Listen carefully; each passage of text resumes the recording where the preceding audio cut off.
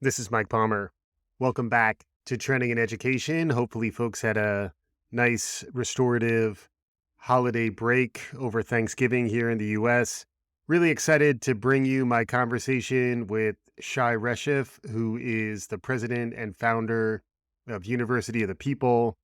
Had a really interesting conversation with Shai talking about his long and storied career in education that has really culminated in the last 15 or so years with what he's been doing with University of the People, which is an affordable online university available globally. We'll get into how it's opening up access to post secondary education for students around the globe, in particular those who may be facing some challenges. He talks about work he's done in Afghanistan, in Iran, and elsewhere. Certainly relevant, a lot of wisdom that Shai imparts.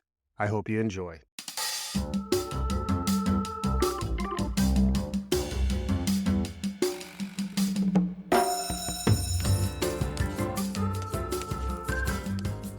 Welcome to Trending in Education. Mike Palmer here. This is our University of the People edition of Trending in Education. I'm very happy to be joined by Shai Reshef, who is the president of University of the People. Shai, welcome to Trending in Education.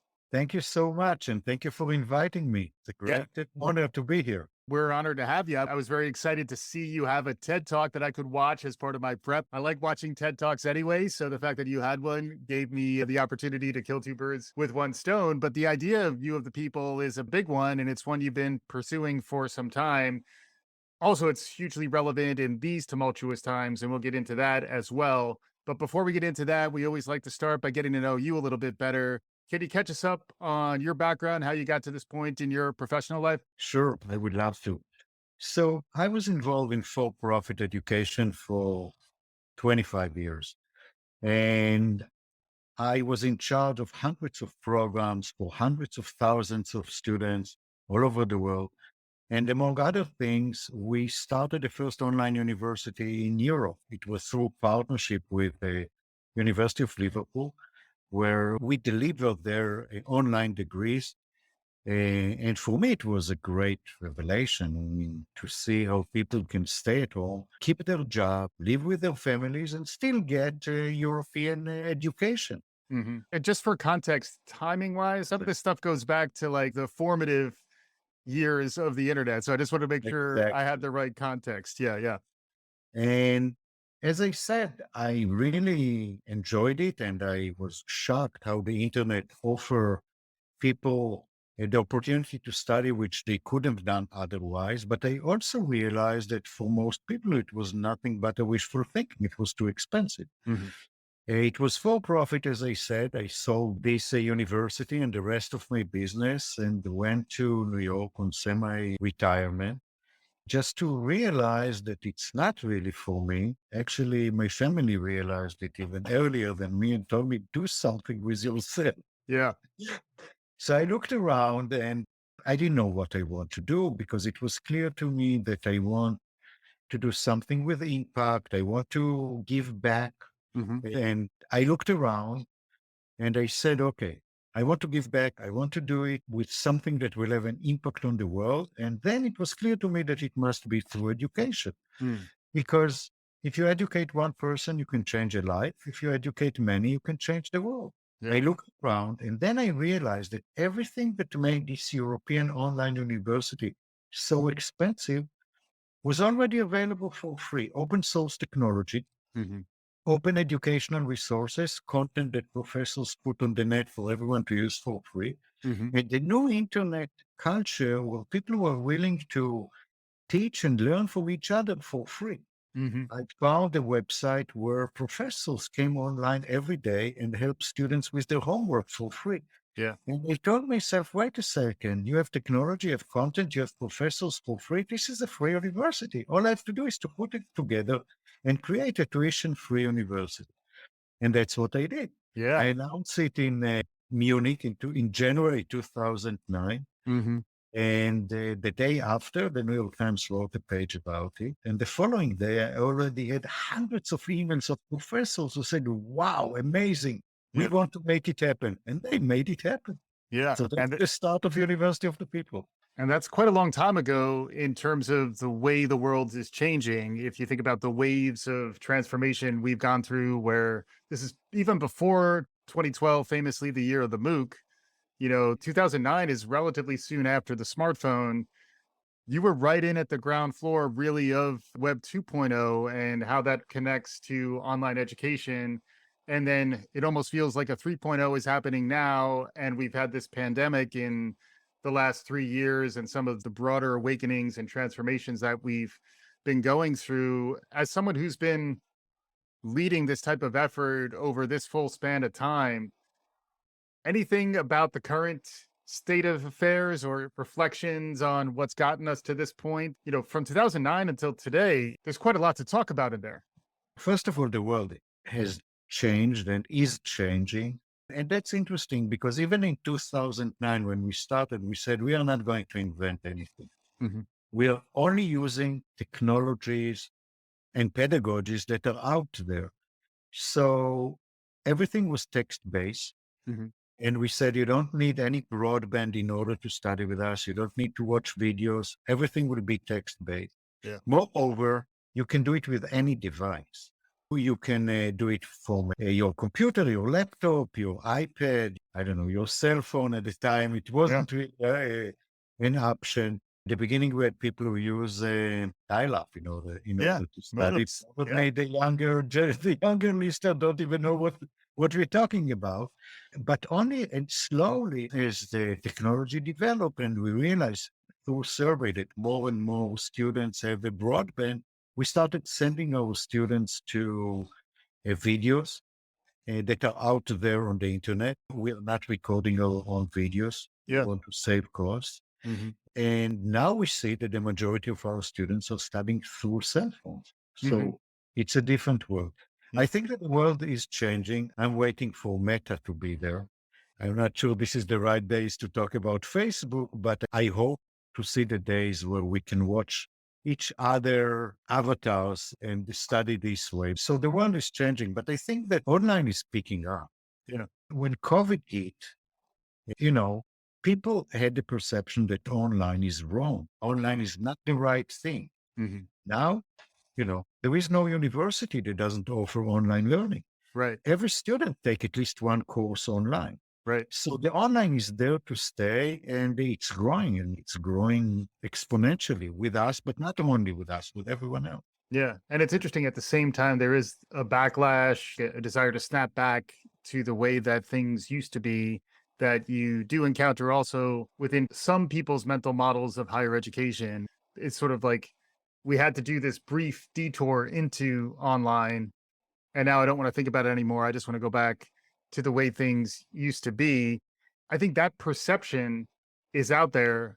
But at the same time, I've seen recent surveys about Gen Z and their openness to online education and the way in which, whether it's through a formal education channel or through something like YouTube or TikTok, the idea that you can get access to information quickly through the internet and that you can learn faster and be better enabled by virtue of skilling up digitally, that change has happened. And now the question is, how do we navigate the reaction against online I, versus the upside? I would say two things. First of all, it's the natural feeling. We all feel that everything new is a little bit frightening and we're Mhm. used to the old thing. So why don't we stick with the old thing? The Yeah. world doesn't work this way. Mhm.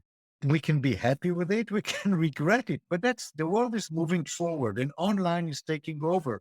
Whether you like it or not, that's the future. Right. Now, saying that, the experience of online is not necessarily as fulfilling as face to face. Definitely for some people don't get it. Yeah. But online will develop and will continue to develop. It's like I remember, and that's already years by now. I used to tell my kids, stop playing with your computer all day, go out and play with your friends. Yeah. And the answer was, I'm playing with my friends. I said, no, no, no, go meet them. I said, I'm meeting them. Yeah. We are playing through the computer. Yeah. Yeah. So, whether we like it or not, that's the future. And Right. it's there to stay. I hope that the quality will improve and we'll have more opportunity and we'll find the medium to help everyone there. Even though, yes, I don't think that Harvard is going to be closed because of online. On the other hand, we are partnering with Harvard Online, Mhm. Harvard Business School Online. They offer courses Yeah. online. So, you know, Yeah, exactly. And the things about online, which you highlighted in your TED talk and the things you write about, and really the mission of the university is that it's more affordable and it's more resilient.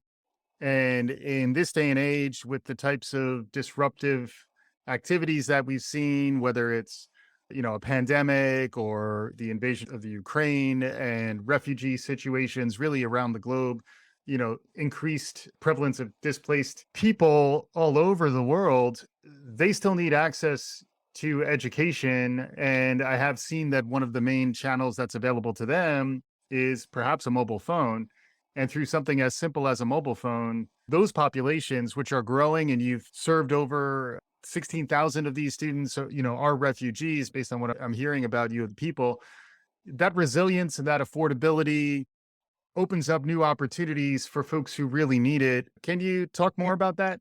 sure. And thank you for asking it because we opened the university to give an opportunity for those who have no opportunity. I remember that I was once asked by a journalist from Brown students' newspaper, and she said, are you setting a competition for Brown?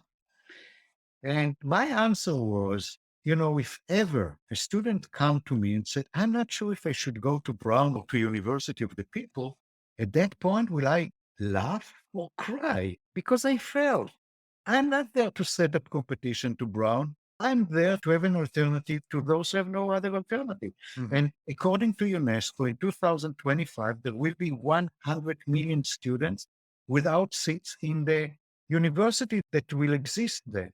And we're bringing an alternative. We're building a model to show that higher education can be accessible, affordable, with the right quality for everyone. Mhm. That is our mission, and that's what we're doing. And I believe that the internet enable education to reach every person. Now, not everyone wants it, not everyone is qualified to get it, Right. but giving the opportunity is extremely important. And we see, we talk to our students, and so many of them are people, talk about refugees, no option whatsoever. Mhm. And when you are a refugee, and it's something that we as human beings keep thinking when we look at refugees and said, oh, they were forced to leave their country, the war will be over and they will come back. Refugees do not come back. Mhm. Generations after generation, they stay outside of their countries. Mhm. Average refugee stay in a refugee camp 22 years. Wow. Yeah. So, now they can get out of there and they are at the bottom of the pyramid, wherever they are. The Right. only way for them to get out of the situation is education. Right. And the internet enable us to do that, and we should do it. We Yeah. do it, and I hope that others will do it as well. So, yeah. Yeah. Yeah, absolutely. It ties to the idea of access to education as a human right, which is something that's particularly important in some cultures where access to education for girls and women is also restricted. And that is a place where, Iran, I know you've been doing some recent work in support of women scholars in Iran. Can you talk a little more about that? So we started actually with Syria. When the war started in Syria, Hmm. we were flooded with Syrian who applied to the university and couldn't make it because of the language, because we only teach in English. Yeah. We decided to develop for them a program in Arabic. Uh huh. So we have University of the People in Arabic. We teach business administration in Arabic. We have by now 22,000 students studying in Arabic. Yeah. We are the largest American online university in Arabic. And we are very proud. The majority of them are refugees. Hmm. Then we took quite a few Rohingyas following the situation in Myanmar. Hmm. But then when the Taliban took over in Afghanistan, and we heard all these horrible stories about women's rights and the denial of access for them to higher education, we announced that we are going to give 1,000 scholarship for Afghan women. Mm. For me, it was my question to internally was, how are we going to spread the word in Afghanistan? It's the Taliban. Yeah. What actually we did was to go into expats website and spread the word there. And in a matter of couple of weeks, with 8,000 Afghan women Mm. applying to the university. Mhm, mhm. Then we decided to go an extra step because studying online, you can study behind closed doors. Nobody would know that you study. Yeah. But then someone raised the risk that the Taliban will send someone to our classes Mm. and find out who are the Afghan women that study with us. Yeah. So we decided to enable them to study with fake names. So Mm, we know mm. who they are, but Jane from California might be an Afghan woman. And we have over 2,000 of them studying with us. Yeah. Almost all of them are in Afghanistan, even though some of them are outside of Afghanistan. Yeah. But we have 8,000 women who started the application. We would love to have more. We simply cannot do that. Yeah. Then when the war in Ukraine started, so we were approached by UNESCO who said, well, nice about Afghanistan. What about Ukraine? So we announced that we'd give 1,000 scholarship for Ukrainian as well. And we also decided to open all of our courses to Ukrainians so they can come take our courses. And when the schools will reopen, they can transfer the credit back. Yeah. And then the situation in Iran started, and the protest of women in Iran for their right to wear whatever they want. And we said, let's encourage them. And we decided to offer a 100 scholarship for Iranian women to study with us, to make them part of the world and study with the people from around the world. So we're trying, we're there to help anyone in the world who need our help, and we definitely approaching populations that need us most and trying to help them as much as we can.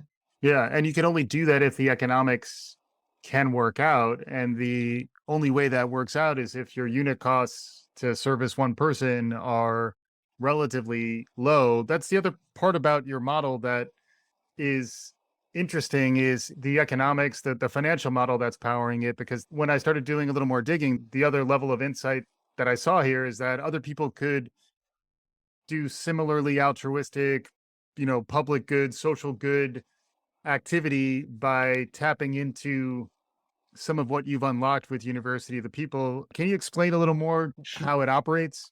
Sure. So we are tuition free, but we are not free. We expect the students to pay $120 for each end of course assessment. So a full BA is $4,800. Mm, Those who cannot afford even this small amount, we offer scholarships. mhm. And our ability to offer scholarship is actually by the amount of philanthropic money that we raise, because the money that the students pay cover the operation costs. But in order to have more students and give more scholarship, we need support. Mhm. That's why I said that we took 2,000 Afghan women and not 8,000. If we had more money, we would have taken all the eight, and we still hope to be able to take all of them. Yeah. This amount that the students pay cover our operation, and the reason for that is that we operate very different than any other university. I mentioned earlier that we use open source technology and open educational resources. We use technology wherever it can replace human being. Mhm. We obviously don't have buildings, and we rely on volunteers. I'm a volunteer. The deans are volunteers. The instructors come to us as volunteers. Mm. And what I think is as important is that we have very few programs, only the programs that are relevant to help students find a job Right. and improve their lifestyle. But also, we give the students only what they need for succeed and nothing but that. Yeah. To give an example, there are things that universities give students which are great. Football teams. Well, we can't afford football team, Right. even if our students would like it. Psychological help. I believe that it's very important. We simply cannot afford it. Yeah. The number of elective courses that we give to students is limited, Mhm. and really focus in moving them toward the end. But we try to use technology and be very smart about what we offer and what we don't offer and about our operation. And that's Yeah. why we're able to do it at a fraction of the price of other universities. I mean, we have 120, over 120,000 students, and we are on a budget of $20 million. Yeah. So, Yeah. yeah. Keeping it lean, yeah, staying hungry. A little bit of lean never hurt anybody. And then the idea that the design is also lean but accessible in that these are the types of courses that are relevant to just about any job. Focus on business administration, computer science. How are you addressing emerging skills and some of the So, new skills economy stuff that's happening? we started with, as you said, business administration, computer science. Then we added health science Okay. because there was a huge shortage of health employees. Yeah. And again, it's health employees. It's not nursing or doctor Right. or physicians. And then we moved to MBA, Master in Business Administration, Yep. Master in Education. Mm. And we did it both because there is huge shortage of teachers and teachers training. And we are actually, it's a Master of Education in collaboration with the IB, the International Baccalaureate. Mm. And we prepare headmasters and we may upgrade the level of existing teachers. We are Yeah. not giving them license. They get the IB, but not local license. Yeah. And then we just started recently Master in IT. Uh-huh. MS in IT is our latest program. And we do that because there is a huge demand for it. That's how we choose what we teach. Yeah, Yeah. makes sense. We'd like to talk about the future of work, and I imagine that's something you are thinking about, especially when you're trying to reach all these populations. As you mentioned, there are job openings that are open because there's no one who actually has the skills or competencies to fill the role. How do you stay on top of that? How do you get the message out in terms of the students you're serving that here's the best skill set, tool set to get you on the path to the career and the social mobility, the economic mobility that you're looking for? So I think I would start by saying that in every program that we offer, we have advisory board, and the advisory board include both professors from the field, but also practitioners. Mm. And the boards, the different boards are those who decide what we are going to offer the students. And when we bring people from the industry, we know that what we offer is relevant. Yeah. Moreover, because of the input that we're getting from the industry, we decided to offer certificates. Mm. Now we have 11 certificates, and the beauty about certificates is that they are purely job oriented. Yeah. They are courses from our field, which you can take 3, 4, or 5, depending on the different certificate, and you can go start working. If you want, you can carry back the courses, the credit for the courses that you took with us to complete a degree, but you don't have to. Yeah. So we're trying to be very relevant for the job market.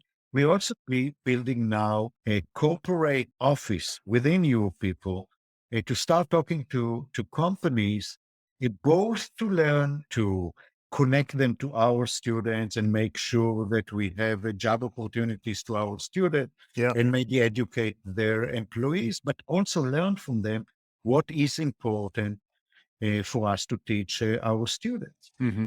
Uh, but students know when they come to us, they usually know what they want to study.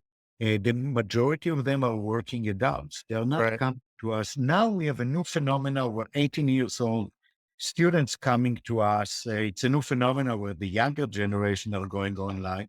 Yeah. But traditionally, the average age was 30. And it Okay. was people who already work. Many of them decided either went to school and went to college and drop out, or people who just decided that they don't want to study and went right to work, and Right. then realize that they get stuck and they come to us in order to complete their education and get a better job. Yeah, yeah, makes sense. Shai Reshef is the president of University of the People.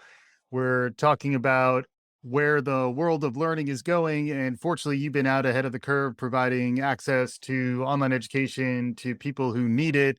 We're getting closer to conclusion. I always like to hear what's capturing my guests' imagination these days outside of what we just talked about. What do you think about the future? You're obviously someone who thinks about the future a lot. What are some of the new things that are emerging that are capturing your attention? What might our listeners benefit from paying a little more attention to? I think that we're hearing more and more how people say that the KPIs of higher education are not legitimate anymore. And, you shouldn't go, you can find a job. Why do you go to a university? Hmm. I think it's a great mistake. Yes, the cost of higher education become insane. Hmm. So instead of not going to higher education, I think that let's find a way to make the cost of higher education lower. Because we had tendency in the past where people went to vocational schools and studied to be plumbers and studied to have the vocations that they need without going to university. But the question is always when you study for a certain profession, what happens with then this profession become obsolete?